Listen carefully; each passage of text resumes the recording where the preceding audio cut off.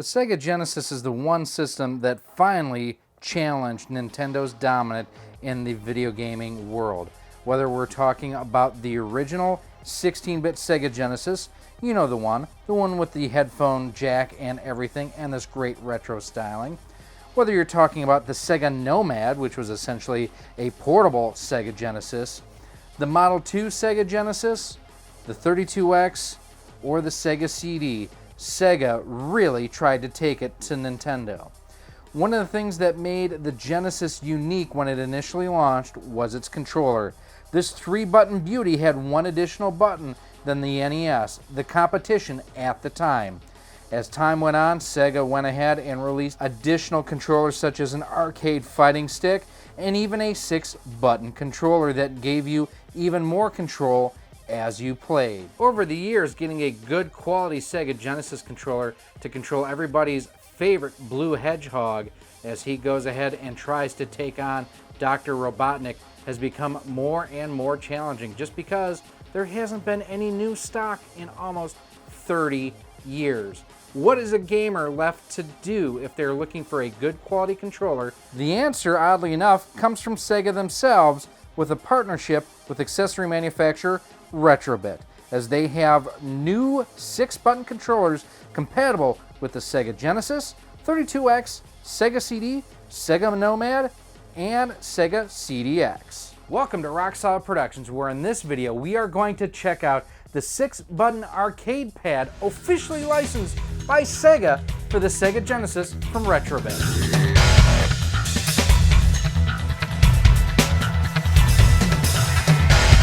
Hey everyone, Gary here from Rock Solid Productions. If this is your first time to the channel, you want to take a second, thank you for stopping by.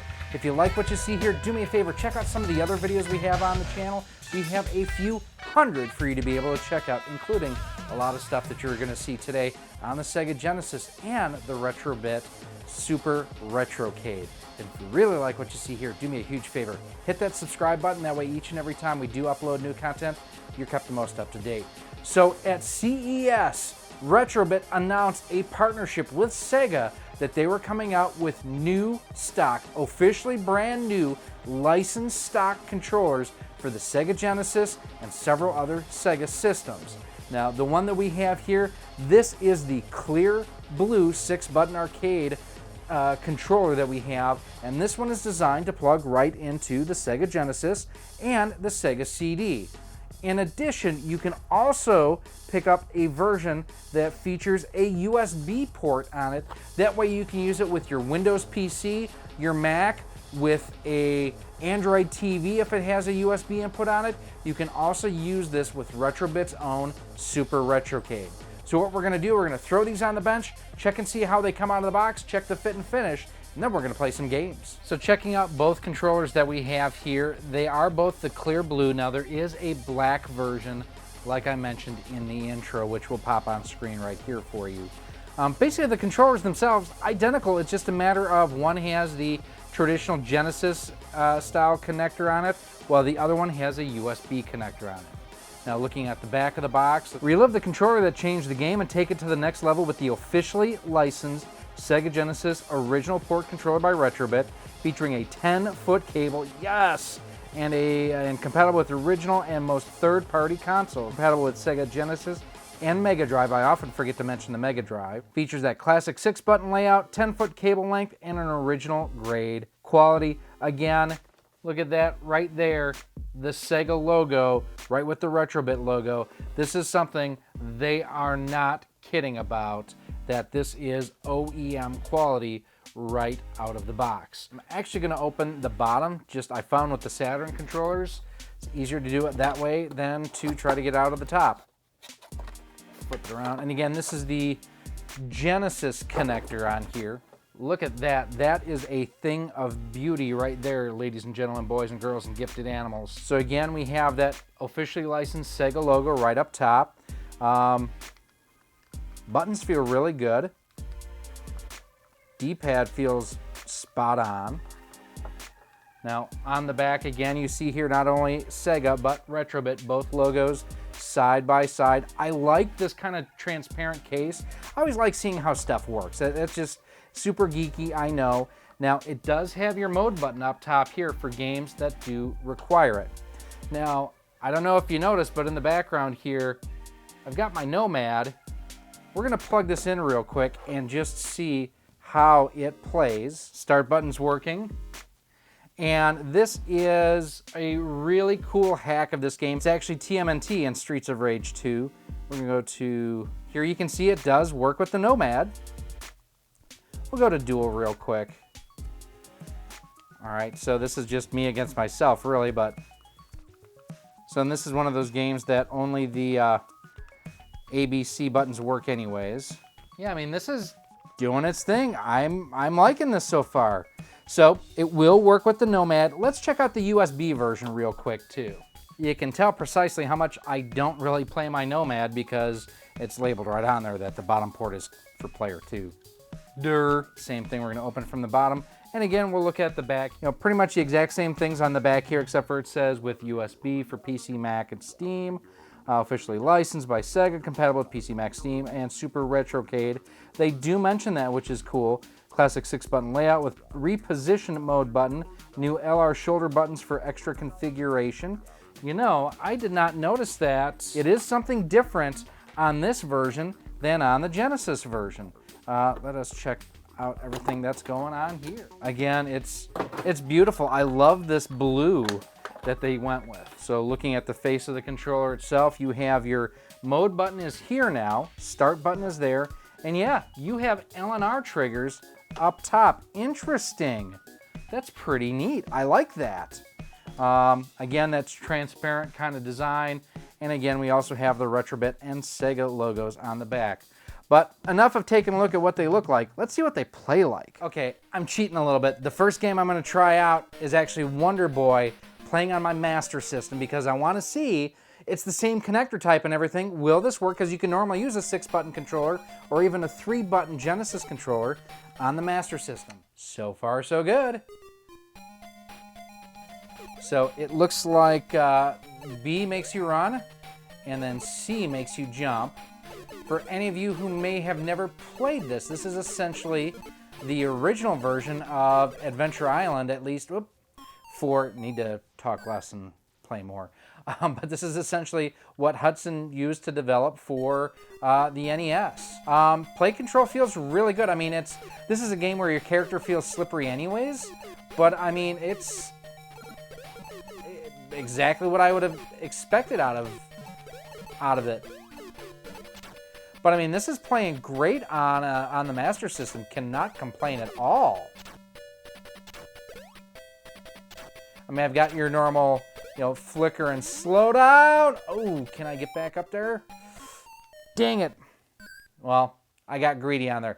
Now we're going to switch to the Genesis. Fighting games, again, one of the best way to tell if you've got, lag, latency, how the button presses work. Since it's a wired controller, shouldn't be any lag or latency. It's more about the build and how everything fits and feels on here.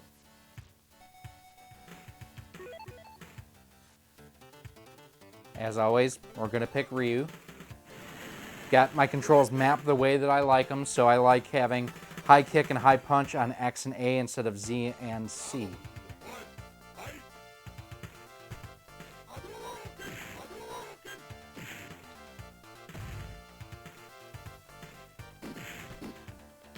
Guile is always like one of my arch nemeses. Got him! Walked right into that one, didn't he? Feels pretty good.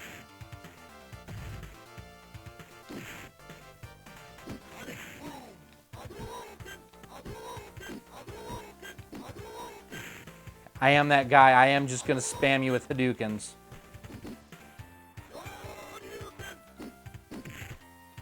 That's one of those where I was trying to pull off the Hadoukens. We beat Guile. We'll do one more level real quick. So we're going to fight Ken in the USA.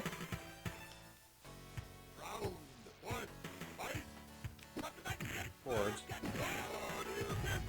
Maybe I need to just slow that motion down a little bit. I'm used to playing more up-to-date. Perfect! more up-to-date, faster-paced one. So I'm flying through the button presses on the D-pad, and I think that's hurting me a little bit. I think I need to slow down to be able to get that.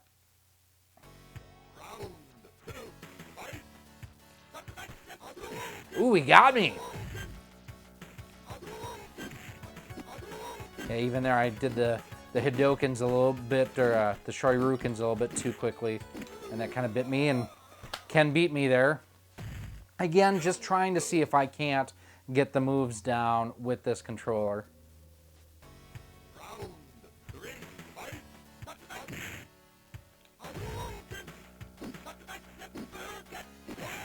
There we go.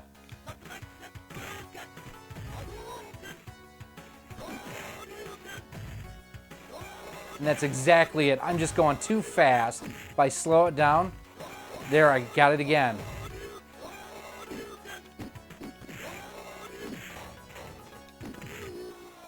Got him. Okay, if I'm testing a Sega system, you know that I've got to do some Earthworm Jim, one of the greatest games, at least in my opinion. It is so much fun. We're going to head to New Junk City for just a few minutes, check out everything that we have going on. Now, there's a couple areas in particular that I like to use in Earthworm Jim to test exactly what's going on button press-wise. And one of them is pretty early on here in the game. And it's actually this area here where we're bouncing on the tires to check and see, you know, if I can get up here. I mean, that was perfect. That was absolutely perfect, being able to get, you know, up on the tires without any real, you know, challenge or anything like that. That's a good sign that the button presses are responding as they need to, and that just in general the controller is working as it should be. I mean, overall, pretty flippin' good here. I've got to admit that this is, you know, really impressed right now with how everything is playing and feeling on the Retrobit controller. I mean, it feels fantastic. What doesn't feel fantastic is those stupid crows. Another area right here. Got it. Got right through there. I mean, that speaks very highly for the precision on the control itself. One final test here on EWJ before we move on to our next is this section here. So what I have to do is I have to jump and whip to get across this chasm. So, and there you see I missed it. There we go. Perfect. And that's one of those where, generally speaking, it takes a time or two for me to nail that one. Same type of thing here where I've got to jump and whip on the horn. There we go. Overall, very pleased with the responsiveness on the Retrobit controller on my Genesis here. Now, for those curious, I am using a Model 2 Genesis that has been modified slightly for improved graphics and sound, thanks to one of our Patreon supporters, Jason. Went ahead and donated this to the channel, which I greatly appreciate. But EWJ works great. One last one on the Genesis before we go ahead and turn our attention to the Super Retrocade. For our last game, I actually decided to throw in the Sega Classics Arcade Collection. This is for the Sega CD. Let's play some Streets of Rage. Now, I have to admit, I've played Streets of Rage 2, TMNT and Streets of Rage 2. I've never played the original Streets of Rage, even though I own it and I have it in my collection. So let's check this out. We're going to use Axel. He's who I liked on the second one, so let's see how he plays on this one. Incoming. So it appears on here only B and C are actually doing anything. Now this is called the Arcade Classics Collection, so I'm wondering if this is more based on the actual arcade cabinet version versus the Genesis version. Again, Streets of Rage fans, let me know in the comments section. Something that I'd definitely be interested to know about. Always a series that kind of reminded me of Double Dragon a lot. I mean, for obvious reasons. Both are side-scrolling beat-em-ups. But funny, I think it's more, to me it reminds me more of Double Dragon than like a Street Fighter. Or not Street Fighter, but Final Fight. You know, I'm digging the way everything feels. I mean, I've got good controller response. The D-pad feels great. Only using 2 buttons, it's almost like playing a Master System game, really. Yeah, have to admit, I mean, it's a little bit of a slow game, I would say. I mean, it's not as quick as like a Final Fight, but definitely a, you know, decent sort of beat 'em up. All right, now we are going to take our attention and turn it towards the Super Retrocade. We're going to change and plug that controller in too, in addition to changing consoles, and check and see how that one performs compared to how this one does. I mean, so far, I'm digging this. This is feeling pretty spot on. Very comfortable in the hands. Button presses are good.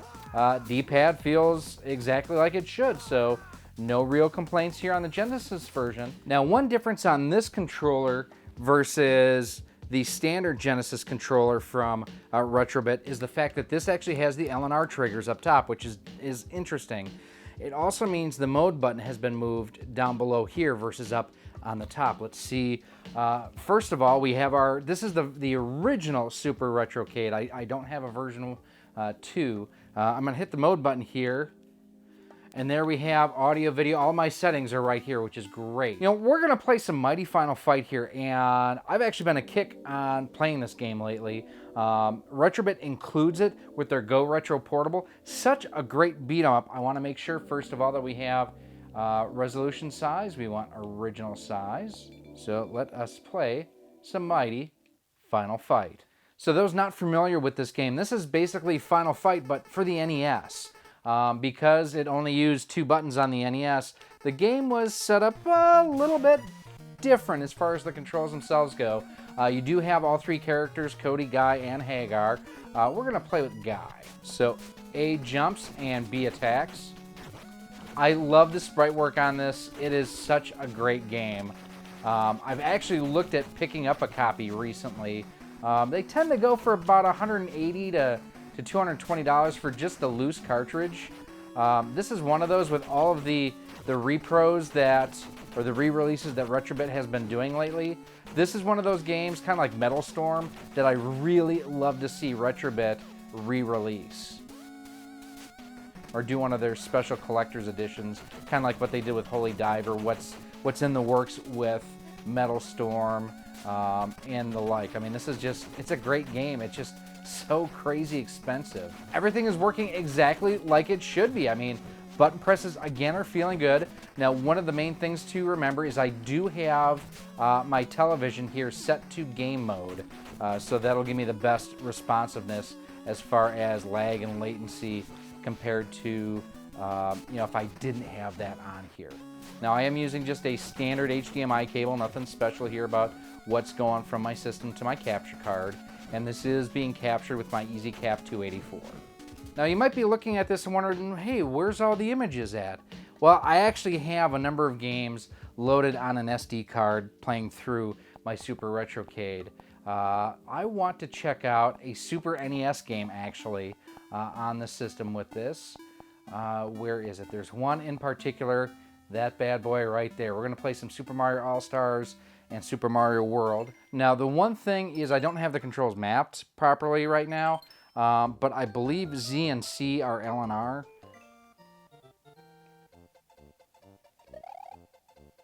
Okay, so A, B, that's C, that's Z,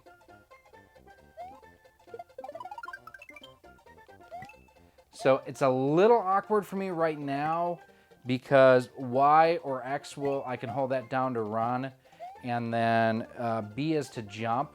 I kind of wish that I had A as the normal jump. Just with the way the controller is configured, it would be a little bit more comfortable for me. But like I say, I can go through and adjust that in the system menu.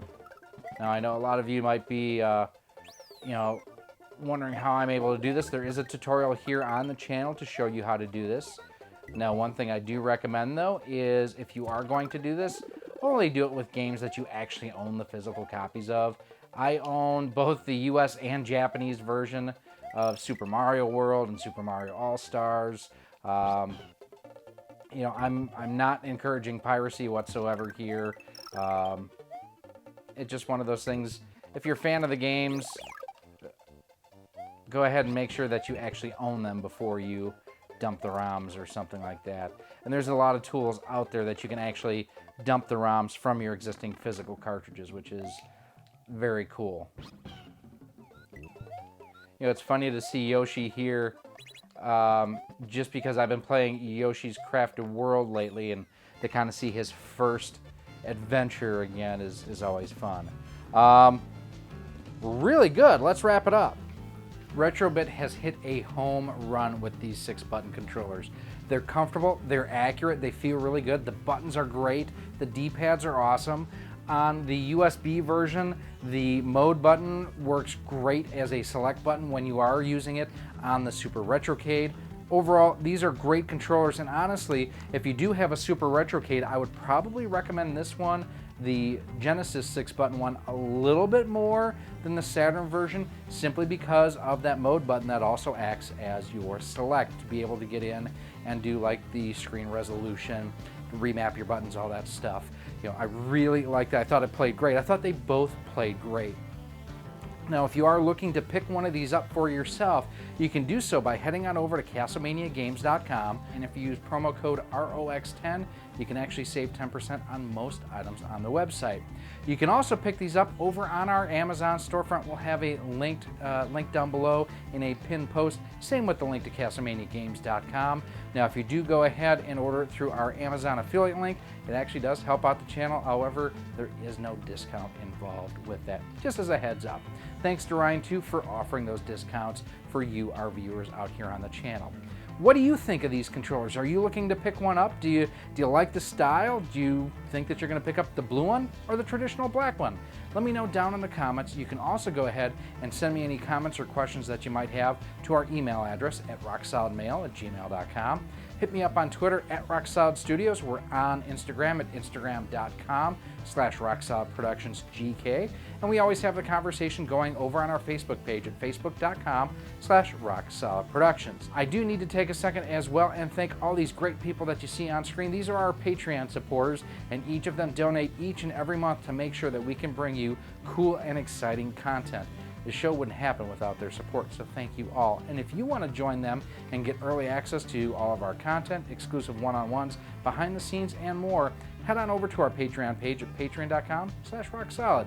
You can join the crew on over there, and we can help get you the most inside scoops from Rock Solid Productions. And then finally, like I mentioned at the top of this video, if you like what you see here, if you want to see more, do me a favor, hit that subscribe button. That way each and every time we do come out with new content, you're kept the most up to date. I mean, it's a quick and easy way to make sure anytime we come out with new content, you get an alert right in your email box. Retrobit, they've done a great job. They deserve having the Sega logo on this, that kind of an endorsement. Again, thanks to Retrobit for sending us these controllers for review and to test out. I am Gary, this has been Rock Solid Productions, and our review of the Sega Genesis 6-button arcade controllers from Retrobit, officially licensed by Sega. Thanks for watching. We'll see you soon.